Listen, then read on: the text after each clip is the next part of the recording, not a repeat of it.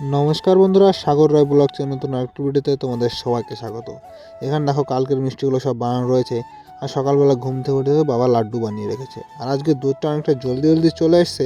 আজকেও চার খোলা কাজ হবে। আর দুটো দুধওয়ালা দেখো একসঙ্গে আসছে, একদিকে গাড়িওয়ালা আর একদিকে এই যে গরুর দুধওয়ালাও দুধ নিয়ে চলে এসছে।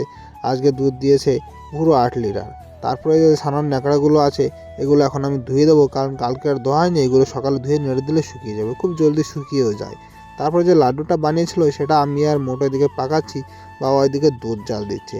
দুধটা জাল দেওয়ার পরে মা আর বাবা এদিকে খেতেও বসে পড়েছে। আমি আর মোটো একটু পরে খাবো। আর মোটো দেখো এখানে বসে আছে। আমি যাব এখন ছানা কাটতে, ছানাটা কাটার পরে আমরা খাবো। ছানা কাটা তোমাদের আর দেখাবো না। ছানাটা কাটার পরে দেখো আমি আর মোটো দিকে খেতে বসে পড়েছি।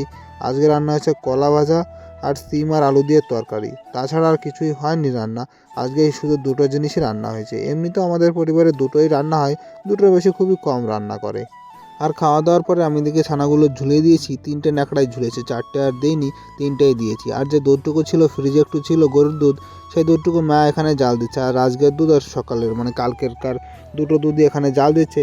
আর মিষ্টি লাস্টের খোলা একটু ভালোই হয়েছিল, প্রথম 2 খোলা একদম বিশ্রী হয়েছে। মিষ্টিটা অনেকটাই ছোট ছোট হচ্ছে, অনেকটা লস হয়ে গেল। প্রায় 1 খোলায় 3-4 কিলো করে মিষ্টি কম হয়েছে। তারপরে আমি গেছিলাম চিনি আনতে, চিনিগুলো আনার পরে আমি এদিকে ডিব্বা বানাতে বসে পড়েছি। বানানোর সময় ভিডিও করার কথা মনে ছিল না, তাই মাঝে মনে পড়লো সেজন্য তোমাদের একটু দেখে দিচ্ছি। আর হালকা একটু হাঁটার পরিমাণ কম আছে, সেটুকু বানালে হয়ে যাবে। আর তারই মাঝে দেখো মোটো যে কি একটা আকাম করছে, পুঁই শাকের ফল হাতে ভরিয়ে নিয়ে এসছে। আমি একটু বকলাম ওকে যে যাও এগুলো হাত ধুয়ে এসো, নয়তো হাতে কালার লেগে যাবে।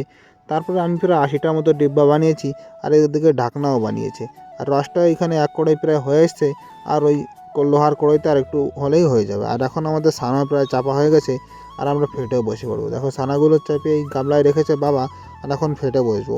4 খোলা কাজ এখন কি হবে। আগের দিনে তো মিষ্টি মোটামুটি হয়েছে, বেশি ভালো হয়নি। আজকে কেমন হবে দেখা যাক।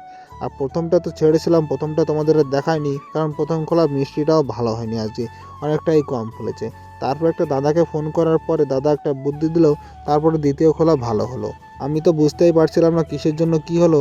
তারপর সব কিছুই ঠিক ছিল, শুধু কি হয়েছে রসটা একটু বেশি গাঢ় হয়ে গিয়েছিল, সে কারণে মিষ্টিগুলো ফুলছিল না। রসটা যখন একটু পাতলা করে দিলাম তখন দেখি মিষ্টিগুলো ভালোই ফুলছে। লাস্টের দিকে তো এমনও হচ্ছিল যে বেশি বেশি ফুলে যাচ্ছে, তারপরে চিনি দিয়ে আবার রসটা গাঢ় করতে হচ্ছিল। আর এদিকে দ্বিতীয় খোলা আমার হয়ে গেছে।